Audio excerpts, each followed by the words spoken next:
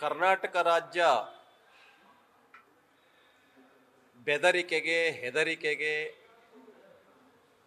ಸರಣಿ ಸಾವುಗಳಿಗೆ, ಗೂಂಡಾಗಿರಿಗೆ, ದೌರ್ಜನ್ಯಕ್ಕೆ, ಭಯೋತ್ಪಾದನೆಗೆ ಹೆಸರಾಗ್ತಾ ಇದೆ. ಈ ಹಿನ್ನೆಲೆಯಲ್ಲಿ ಮತ್ತೊಂದು ವಿಷಯ ಬೆಳಕಿಗೆ ಬಂದಿರೋದೇನು ಅಂತಂದರೆ, ನಮ್ಮ ರಾಜ್ಯದ ನಾಯಕರಾಗಿರ್ತಕ್ಕಂಥ ಮಾಜಿ BJPಯ ರಾಷ್ಟ್ರೀಯ ಪ್ರಧಾನ ಕಾರ್ಯದರ್ಶಿಗಳಾಗಿರುವಂಥ ಹಾಲಿ MLC ಆಗಿರುವಂಥ CT ರವಿ ಅವರಿಗೆ ಒಂದು ಪತ್ರವನ್ನು ಬರೆದಿದ್ದಾರೆ. ಆ ಪತ್ರದಲ್ಲಿ ನಮ್ಮ ಬೆಳಗಾವಿನ ಹಾಲಿ ಸಚಿವರಿಗೆ ನೀವು ಅವರ ಪಾದ ಮುಟ್ಟಿ ಕ್ಷಮೆಯನ್ನು ಕೇಳದೆ ಹೋದರೆ ನಿಮ್ಮನ್ನು ಕೈಕಾಲು ಮುರಿದು ಹಾಕ್ತೇವೆ, ನಿಮ್ಮ ಮನೆಗೆ ನುಗ್ಗಿ ಕೈಕಾಲು ಮುರಿದು ಹಾಕ್ತೇವೆ ಅನ್ನುವಂಥ ಬೆದರಿಕೆ ಪತ್ರವನ್ನು CT ರವಿ ಅವರ ಮನೆಗೆ ತಲುಪಿಸಿದ್ದಾರೆ. ಇದು ಆಲ್ರೆಡಿ 2-3 ದಿನ ಆಗ್ತಾ ಇದೆ. ಈಗ ಆಲ್ರೆಡಿ ಬೆಳಗಾಂನಲ್ಲಿ ಸುವರ್ಣಸೌಧದಲ್ಲಿ ಅಧಿವೇಶನ ಮುಗಿದ ಮೇಲೆ CT ರವಿ ಅವರ ಮೇಲೆ ಹಲ್ಲೆ ನಡೆದಿರ್ತಕ್ಕಂಥದ್ದು, ಅದೇ ಥರ ರಾತ್ರಿ ಎಲ್ಲ ಪೊಲೀಸರು ಸುತ್ತಾಡಿಸಿರ್ತಕ್ಕಂಥದ್ದು, ಅವರಿಗೆ ಬೆದರಿಕೆ ಬಂದಿರತಕ್ಕಂಥದ್ದು ಇದು ಹೊಸದೇನಲ್ಲ.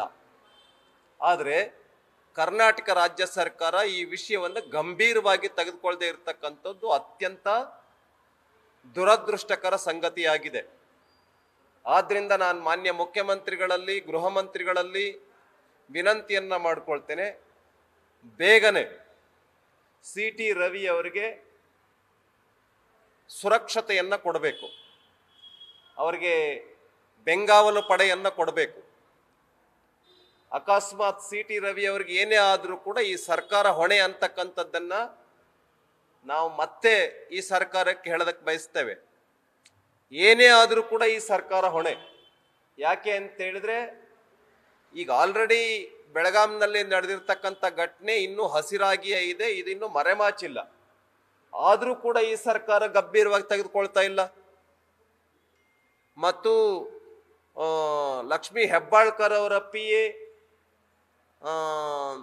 ಹಟ್ಟಿಹೊಳಿ ಅವರ PA ಬಂದ್ಬಿಟ್ಟು ಅವ್ರ ಮೇಲೆ ಹಲ್ಲೆ ಮಾಡಿರ್ತಕ್ಕಂಥದ್ದು, ಅವ್ರನ್ನ ಅರೆಸ್ಟ್ ಮಾಡಿ ಹಾಗೆ ಬಿಟ್ಟಿರ್ತಕ್ಕಂಥದ್ದು, ಇವೆಲ್ಲವನ್ನು ಕೂಡ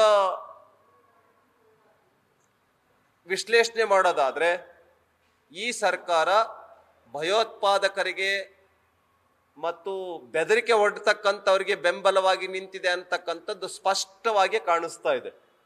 ಆದ್ರಿಂದ ಭಾರತೀಯ ಜನತಾ ಪಾರ್ಟಿ ವತಿಯಿಂದ ನಾನು ಹೇಳೋದಕ್ಕೆ ಬಯಸ್ತೇನೆ, ಒಂದು ಸ್ವಲ್ಪ ಏನಾದರೂ ಕೂಡ CT ರವಿ ಅವರಿಗೆ ಈ ಸರ್ಕಾರ ಒಂದು ಗಂಭೀರ ಪರಿಣಾಮವನ್ನು ಎದುರಿಸಬೇಕಾಗತ್ತೆ ಅನ್ನುವಂಥ ಮಾತನ್ನು ಈ ಸಂದರ್ಭದಲ್ಲಿ ಸರ್ಕಾರಕ್ಕೆ ಹೇಳ ಬಯಸ್ತೇನೆ. ಈ ವಿಷಯದಲ್ಲಿ ನಾವು ಅಧ್ಯಕ್ಷರ ಜೊತೆನಲ್ಲಿ ಮತ್ತು ಇನ್ನು ನಮ್ಮ ವಿಪಕ್ಷ ನಾಯಕರ ಜೊತೆನಲ್ಲಿ, ರಾಜ್ಯದ ಪ್ರಮುಖರ ಜೊತೆನಲ್ಲಿ ಚರ್ಚೆ ಮಾಡಿ CT ರವಿ ಅವರಿಗೆ ಬಂದಿರತಕ್ಕಂಥ ಬೆದರಿಕೆಯ ಪತ್ರದ ಹಿನ್ನೆಲೆಯಲ್ಲಿ, ಸರ್ಕಾರ ನಿಷ್ಕ್ರಿಯವಾಗಿರ್ತಕ್ಕಂಥ ಹಿನ್ನೆಲೆಯಲ್ಲಿ ಮುಂದೆ ಏನು ಮಾಡಬೇಕು ಅನ್ನೋಂಥದ್ರ ಬಗ್ಗೆ ನಾವು ಯೋಚನೆ ಮಾಡ್ತೇವೆ. ಯಾರು ಈ ಬೆದರಿಕೆ ಪತ್ರವನ್ನು ಬರೆದಿದ್ದಾರೆ ಅವ್ರನ್ನ ಕೂಡಲೇ ಅರೆಸ್ಟ್ ಮಾಡಿ ಜೈಲಿಗೆ ಹಾಕಬೇಕು ಅಂತೇಳಿ ಈ ಸಂದರ್ಭದಲ್ಲಿ ಆಗ್ರಹ ಪಡಿಸ್ತೇನೆ.